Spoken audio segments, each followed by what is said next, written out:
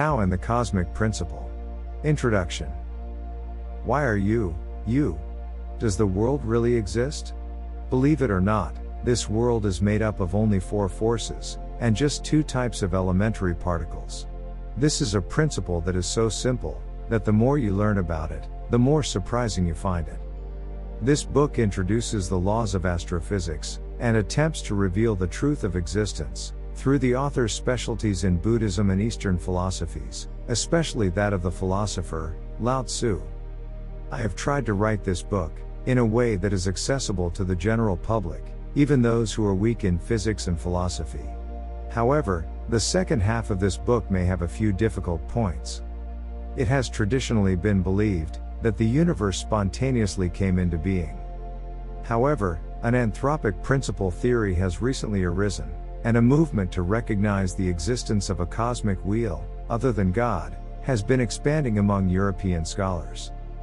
Furthermore, as it has become possible to derive mathematical equations, for even the multidimensional universe outside of the space we experience, physics seems to have entered the realm of God. What physicists have finally said, is that this world does not exist. In fact, Buddhism has been telling us for the past 2,500 years, the exact same truths that quantum physics has revealed. The final chapter also touches on Lao Tzu's philosophy, and explains what the Tao is. This is the very existence of human beings itself, and while the Buddha denies all existence, Lao Tzu affirms all existence through the world of mui, non-intentional actions. Both show the existential nature, and transcendence of human existence, and how ordinary people ought to live. I was troubled by the condition, that the number of pages in this book increased significantly from what was originally planned, to over 500 pages, that means the book will sell poorly. However, I hope, that its readers will be able to read, whichever parts they find most interesting. Of course, some parts of the book are difficult to understand, if you have not read the previous chapters, but I have written it in such a way, that you will be able to understand it sufficiently, even if you only skim through it. In particular, Chapter 1 outlines the important points, so that you can get a big picture view of this book. The most distinctive feature of this book, is that it attempts to analyze an entirely new concept, the linguistic dimension. This is also a process of human evolution, and explains the importance of acquiring language of wisdom. Furthermore, this is the world's first attempt at analyzing the oneness of the principle of gravity, and that of the human mind, and I hope you will be interested in it. Through those facts, I shall refer to the nature of the Buddha, and what is meant by the enlightenment, the awakening of superego. This is an introduction to the profundity of the world of Tao, and its theory, which cannot be understood using materialistic reductionism.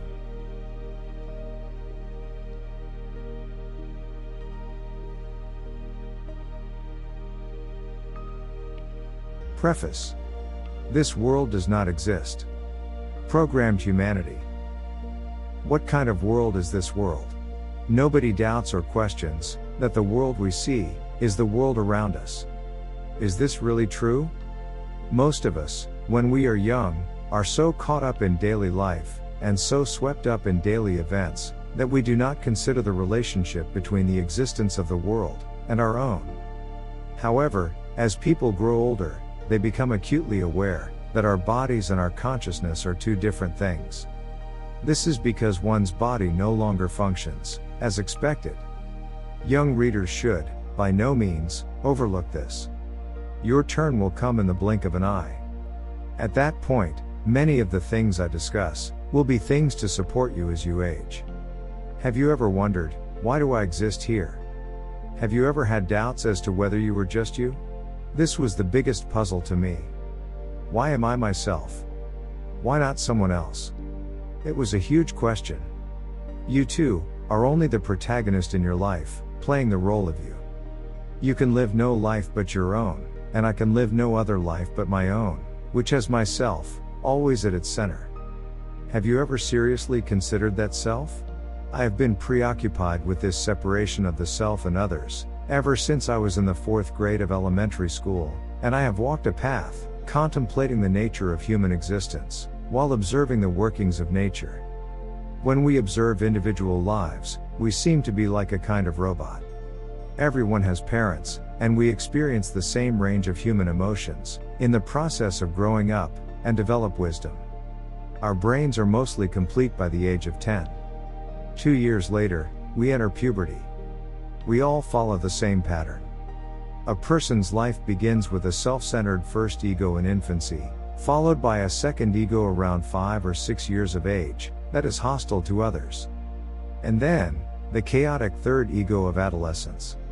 Next is the transition to the fourth ego, at the end of adolescence, then the fifth ego, when one becomes a member of society and a family member, and begins to live a life, in which the mind and body are shaved down in a world, in which we turn our gaze to society, independence, self-support, and love. Finally, we enter the sixth ego of midlife, and this is when disorders of the body begin to appear. In step with this, our minds too, become unsettled. It is around this time that many midlife suicides occur. Conflicts with the family will also significantly damage both the body and mind. Once you pass your 60th birthday, your body will increasingly no longer respond to you. Finally, the time has come to reach the borders of old age. This is the coming of the seventh ego. This is to enter the twilight of one's life. Each year ages the body and mind, at a rate that would take a decade in one's youth.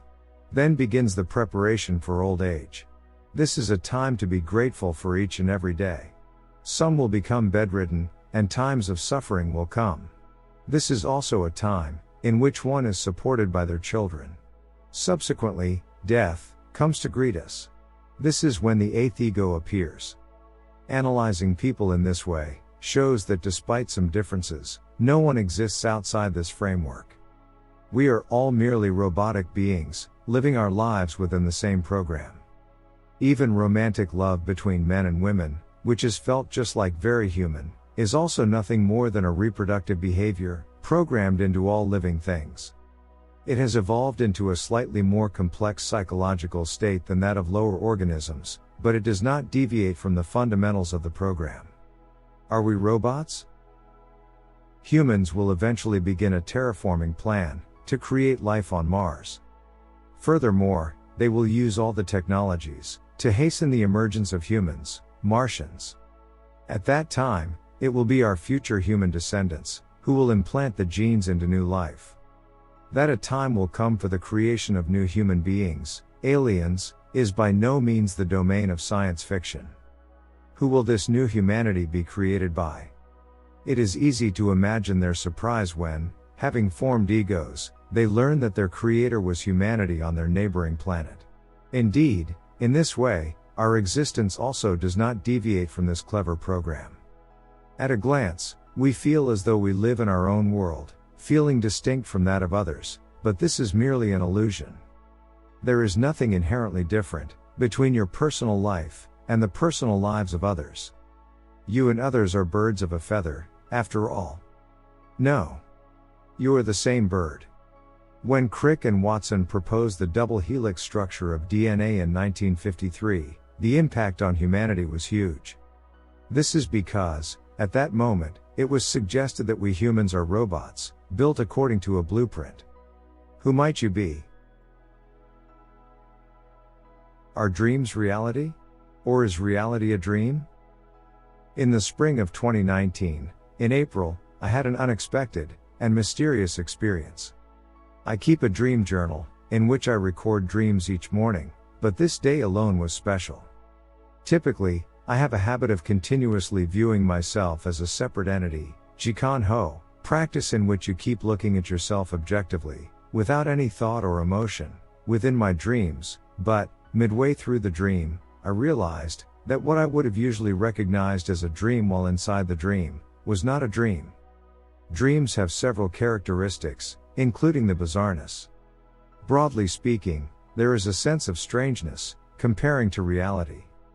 Therefore, I invariably keep dreaming, recognizing that it is a dream, and only when things take an unpleasant turn, I choose to get out of it. Most of the time, I wake up, but in some cases, I can summon up a different image. In that sense, I can control my dreams to a considerable extent. However, that does not mean I try to see the dreams I wish to see. This is because my major purpose is analyzing my own deep consciousness, and because I respect some of the suggestions offered by my deep consciousness, through my dreams. Further, this was a dream on a particular day. I have continued my experience of virtual reality in dreams. I recognize that this is, to all intents and purposes, virtual, a dream. However, that day's dream did not have the usual sense of being virtual, and there was no sense of strangeness about it. At that time, in my dream, I was confused and bewildered, thinking, this isn't supposed to be, this is supposed to be a dream, it cannot be real. This was because, the virtual, which should have been a dream, was pulled back into reality, unnoticed. This isn't supposed to be, I said skeptically. However, this was an unmistakable reality. Thus, whether I was truly in the real world, or whether I was in a dream, I focused on the present moment, and awakened all my senses of reality, to experience that present moment. No matter how you look at it, I recognize that, I was, without the slightest doubt, in the real, now. It was the exact same world as this moment now. There was my everyday, just as you are self, the visual world without any sense of strangeness, and existence without the slightest deviation from reality. Nor did I see any unreal events. None of the sense of strangeness particular to dreams, normally immediately noticeable, was present. I returned to my daily life, convinced that it was no dream. It was the exact same state of reality, as I am experiencing at this moment.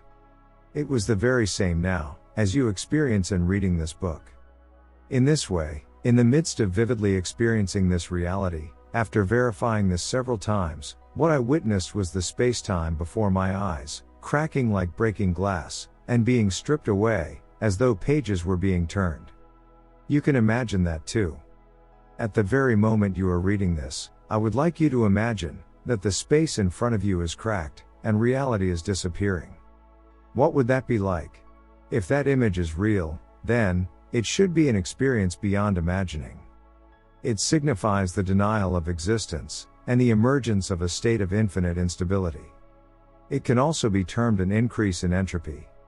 If you were in fact, a product of a dream at this moment, then, we must ask where the you that makes you who you are, has gone.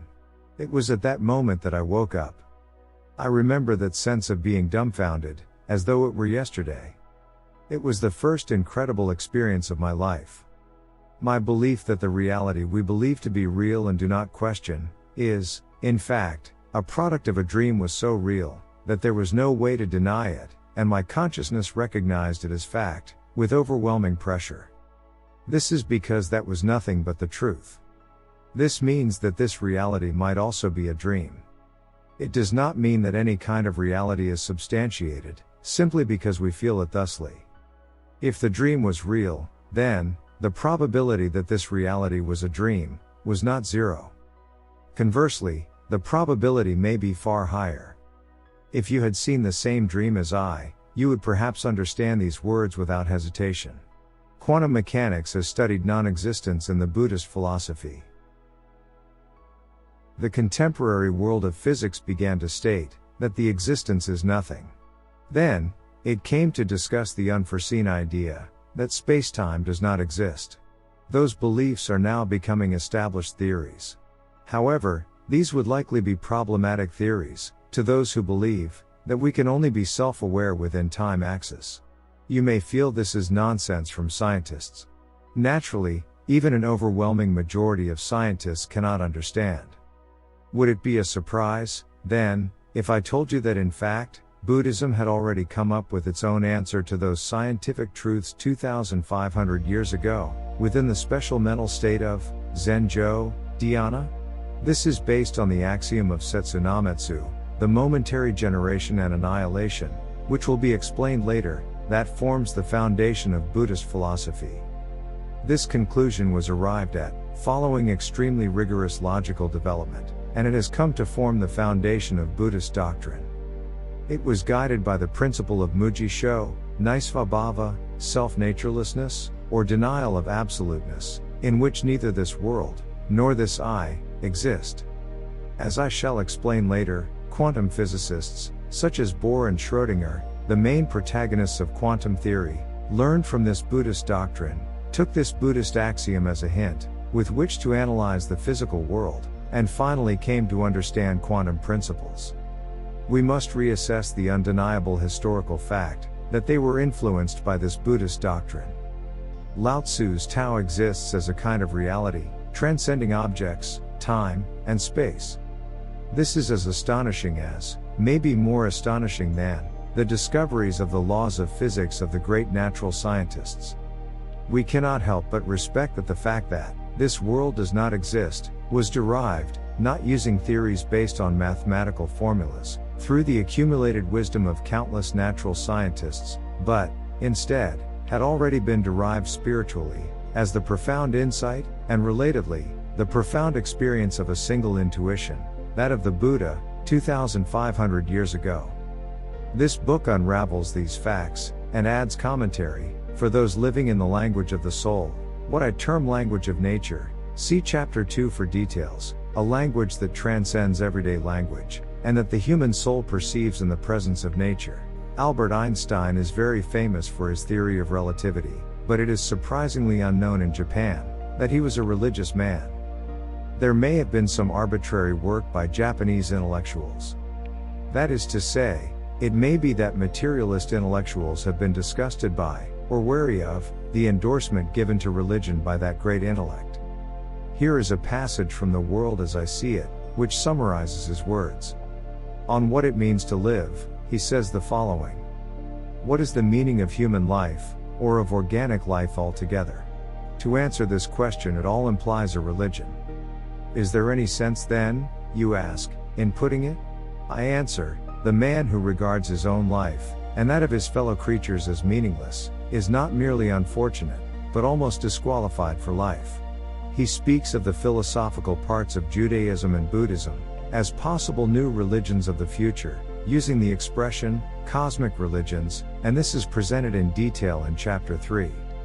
Not only physicists in general, but also those who are not well versed in physics and cosmology, ought to pay a new respect to the profound insights of this great genius, and listen humbly to his words.